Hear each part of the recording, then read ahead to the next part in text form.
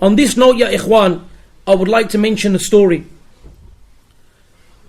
It's actually a story of my cousin, may Allah guide him. A very beloved person to me, was and still is. When we was back in the day before we was practicing, before Allah subhanahu wa ta'ala blessed us to come on this way, obviously we used to indulge in things what was not correct. Him more so than me. And his only dream was to become a millionaire and to be one of the biggest gangsters around.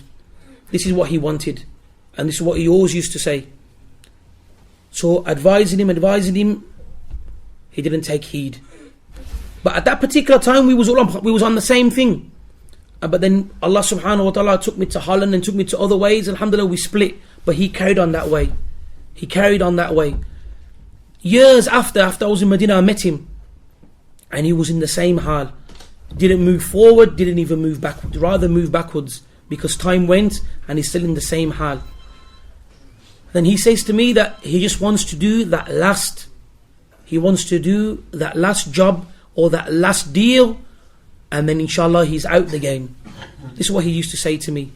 Then I mentioned to him a story. I said to him, who is by far the biggest and the most powerful of the gangsters that we have today, of those individuals in the underworld?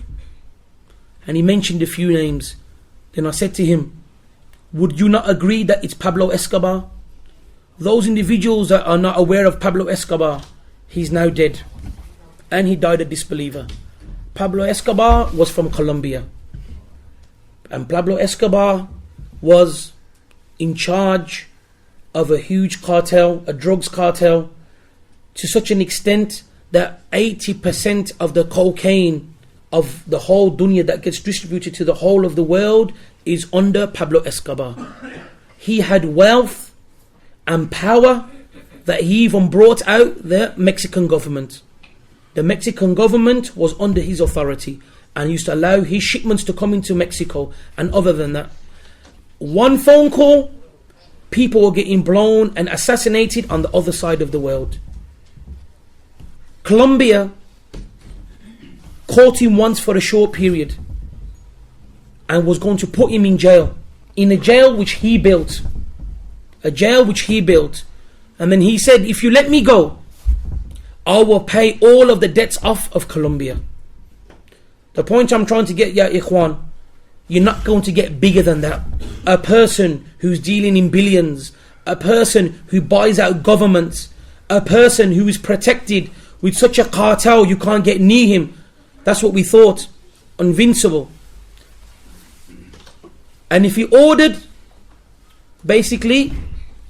for someone's death, it would be carried out just like that. And so much millions that he had. The question is, ya ikhwan, he did not even live to see his 60th birthday or 55th birthday. That's one. Secondly, in the mannerism that he died, what a way to die. He was tracked down, he was living in hiding, and he was tracked down by the elite squad from America, and all of the different nations gathered and hunted him down.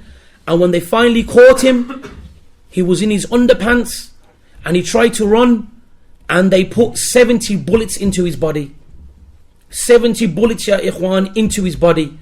And he died, and they were taking photographs and they were putting their boots upon his head and taking photos and boasting that verily we have killed Pablo Escobar.